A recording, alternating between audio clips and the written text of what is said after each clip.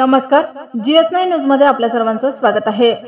घटांबरी येथील पंडित कुटुंबियांवर आली आत्महत्या करण्याची वेळ। GS9 न्यूज साठी विनोद बगळे। औरंगाबाद जिल्ह्यातील सिल्लोड तालुक्यातील घटांबरी येथील शेतकरी संतोष पंडित यांच्या 40 आर जमिनीचे तथा 50 फूट विहिरीचे अतिवृष्टीमुळे खूप नुकसान झाले आहे। 1 एकर मका पीक व 35 फूट विहीर पूर्ण गाळून गेल्यामुळे या शेतकऱ्यावर आता आत्महत्या करण्याची वेळ आली आहे। या उन्हाळ्यात व्याजाने पैसे घेऊन MRGS योजनेच्या माध्यमातून विहिरीचे काम केले होते आणि अजून शेवटचे बिलही शासनाने त्याच्या खात्यात जमा केले नाही। हे एक संकट या शेतकऱ्याच्या डोक्यावर आहे। तर हे अतिवृष्टीमुळे दुसरे संकट आले आहे। तर या शेतकऱ्यावर आत्महत्या करण्याची वेळ आली आहे। शासनाने याचा त्वरित पंचनामा करून नुकसान भरपाई द्यावी अशी मागणी शेतकऱ्यांनी केली आहे। नमस्कार, मी सिल्लोड तालुक्यातील घटांबरी येथील शेतकरी आहे।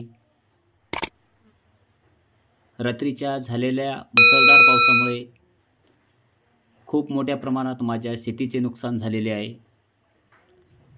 आणि मागच्या उन्हाळ्यामध्येच मी MRGS मधून विहीर व्याजाने पैसे काढून खोदलेली आहे आणि ती विहीर 50 फूट खोदलेली आहे आणि आता या अतिवृष्टीमुळे ती 35 फूट पूर्ण गाळाने बुजलेली आहे आणि 1 एकर मक्का सुद्धा या अतिवृष्टीमुळे वाहून गेलेले आहे।